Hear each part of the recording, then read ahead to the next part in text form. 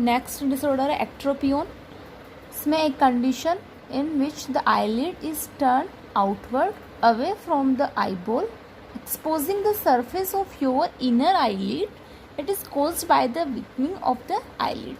देखो अपने एंट्रोपियन में क्या पढ़ा था कि जो आईलिड है वो अंदर की तरफ इन्वर्ट हो रही है, वो अंदर की तरफ चिपक रही है। और एक्टोपियन में क्या होता है, जो आईलिड होती है वो आईबॉल से बाहर की ओर आउटवर्ड होती है। ठीक है, देखो eyelid is turn outward away from the eyeball, मतलब जो मोस्टली जो लोअर आईलिड होती है, ठीक है, उसकी जो आई मसल्स होती है वो बाहर की तरफ आउटवर्ड हो जाती है। जो आईलिड है वो बाहर की तरफ आउटवर्ड हो जाती है, किसमें एक्ट्रोपियन में। और इंट्रोपियन में अंदर की तरफ आउटवर्ड हो रही थी। Exposing the surface of your inner eyelid. अब आप इस डायग्राम में देखना कि किस तरीके से जो इनर आईलिड है वो एक्सपोज हो रही है। ठीक है, क्योंकि जो मसल्स है जो आईलिड हो क्या बाहर की तरफ आउटवर्ड हो गई है, इस वजह से।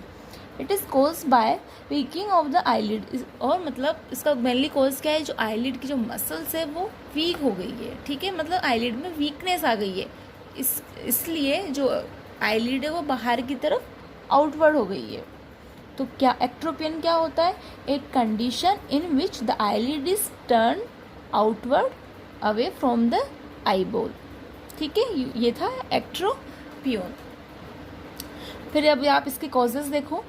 मसल्स वीकनेस और relaxation of tissue that occurs as a part of the normal ageing process.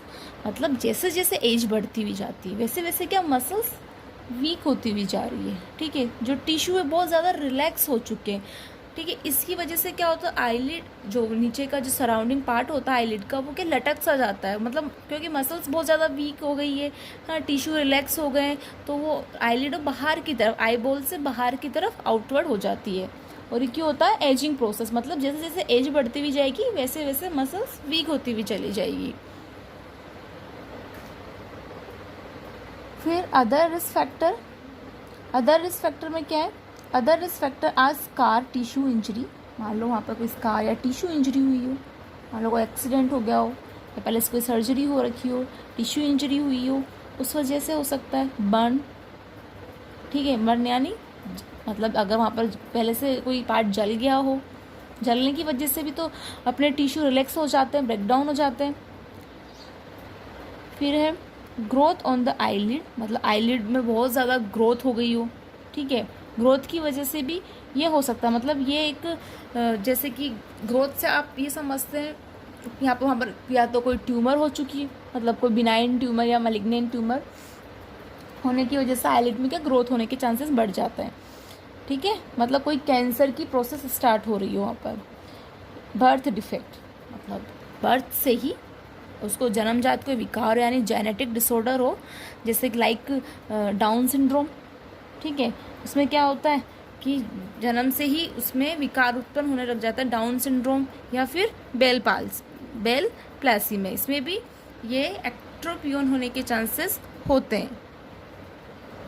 इसमें क्या होता है, जो सडन वीकनेस आ जाती है किसमें, सेल्स के अंदर, इस वीकनेस की वजह से वो आईलिड बाहर की तरफ आउटवर्ड हो जाती है। तो ये था कॉजेस, क्या था, muscles weakness, relaxation of tissue. क्यों हो रहे थे ये, एजिंग प्रोसेस की वजह से। अदर रिस्क फैक्टर हम देखेंगे, कोई टिश्यू इंजरी हो रखी हो, burn, growth of the eyelid like cancers या बिनाइन ट्यूमर। ठीक है, फिर कोई बर्थ डिफेक्ट हो रखा हो, बर्थ डिफेक्ट में भी जैसे genetic disorder like down syndrome और बेल पाल्सी, ये आपके थे कॉजेज। फिर है साइन एंड सिम्टम्स, इसमें ड्राइनेस की वजह से। ठीक है, मतलब साइन एंड सिम्टम में होगा ड्राई हो जाएगी आई, और कैसी, पेनफुल, बहुत ज़्यादा पेनफुल हो जाएगी। एक्सेस टीयरिंग ऑफ आई, बहुत ज़्यादा आंसू बाहर आएंगे, बहुत ज़्यादा एक्सेस टीयरिंग होएंगे। आईलिड टर्न आउटवर्ड, देखो इस डायग्राम में कैसे आईलिड बाहर की तरफ आउटवर्ड हो रही है। या छोटे छोटे उसमें कॉर्नियल अल्सर भी हो सकते हैं, क्योंकि आईलिड बाहर की तरफ अगर आउटवर्ड रहेगी तो वो क्या एक्सपोज होती रहेगी, और जितना ज़्यादा एक्सपोज होगी उसमें उतने इन्फेक्शन, अल्सर, इन्फ्लामेशन होने के चांसेस क्या बढ़ जाएंगे। इसकी वजह से कॉर्नियल अल्सर हो सकता है। Redness of the lid and white part of the eye, मतलब जो वाइट पार्ट कौन सा होता है आई का, अपना स्क्लेरा, तो क्या हो जाएगा, रेड हो जाएगा। ठीक है, और आईलिड कैसी रेड हो जाएगी, इन्फ्लामेशन हो जाएगी उसके अंदर। फिर है ट्रीटमेंट। देखो ट्रीटमेंट पढ़ेंगे उससे पहले अपन एक बार फिर से रिवाइज कर लेते हैं। एक्ट्रोपियन क्या था, एक कंडीशन, इसमें आईलिड कैसे हो रही थी, आईबॉल से बाहर की तरफ आउटवर्ड हो रही थी, ठीक है। और एक्ट्रोपियन में क्या, इनवर्ड हो रही थी, और इसमें बाहर की तरफ आउटवर्ड हो रही है। कॉजेज क्या है, कॉजेज दोनों के फिर भी सिमिलर है, वही एजिंग प्रोसेस, कोई burn, birth defect, tissue injury, ठीक है। इसमें साइनम सिम्टम्स भी मोस्टली दोनों के सेम है, पेन होगा, एक्सेस टीयरिंग होगा, ठीक है। और इसमें कॉर्नियल अल्सर होने के चांसेस भी बढ़ जाते हैं, और जो आपका स्क्लेरा है वो क्या, रेड हो जाएगा, ठीक है। फिर अपन पढ़ेंगे ट्रीटमेंट। ट्रीटमेंट में क्या होता है, इसको भी सर्जरी के माध्यम से अपन सही कर सकते हैं। Treatment involve surgery to restore eyelid normal position, मतलब सर्जरी के माध्यम से अपन वापस आईलिड को रीस्टोर कर सकते हैं, आपको वापस उसको नॉर्मल पोजीशन में अपन ला सकते हैं, ठीक है।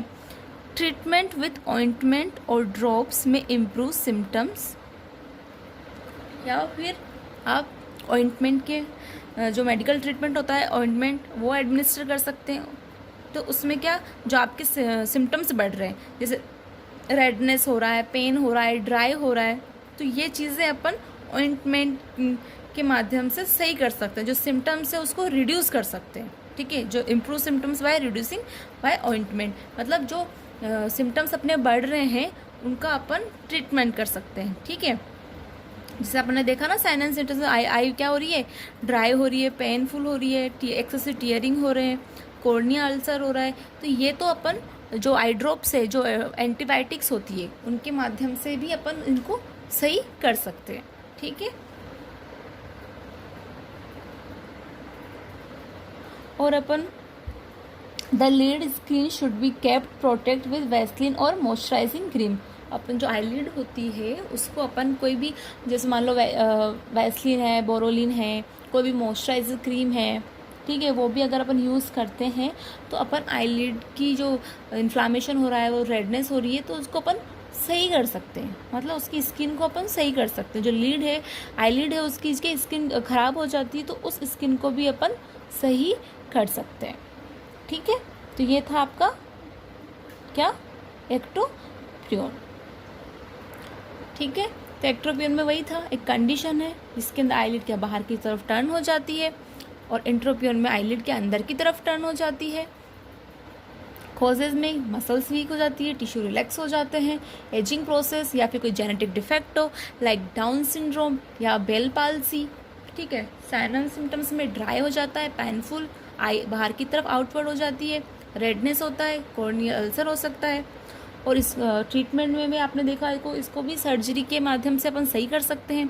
और बाकी के जो इसके पेनफुल आई है, टियरिंग है, अल्सर है, ये अपन ऑइंटमेंट के माध्यम से भी सही कर सकते हैं। और जो आईलिड की जो स्किन ख़राब हो गई है, इन्फ्लैम्ड हो गई है, उसको अपन वैसलीन, बोरोलिन या कोई भी मॉइस्चराइजिंग क्रीम यूज़ करके उसको सही कर सकते हैं। तो ये आपका टॉपिक कंप्लीट हो गया।